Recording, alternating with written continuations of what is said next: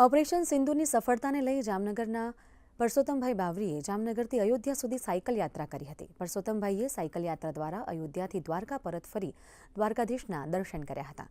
તો આ સાયકલ યાત્રા 50 દિવસમાં પૂર્ણ થઈ હતી। મહત્વનું છે કે પરસોત્તમભાઈએ સાયકલ યાત્રા દ્વારા લોકોને ફિટનેસનો સંદેશો આપ્યો હતો।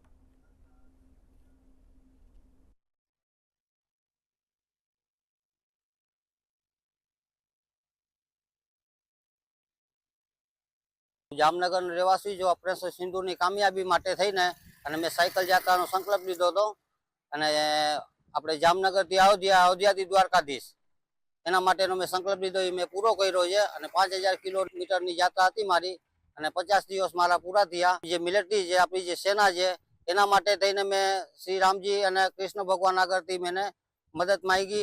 संकल्प लीधो मैं कि श्री राम भगवान आगळ અને આપણે રામ ભગવાન આગળ કે આપણી સેનાને શક્તિમાન બનાવો અને લડી શકે એવી શક્તિ દિયો।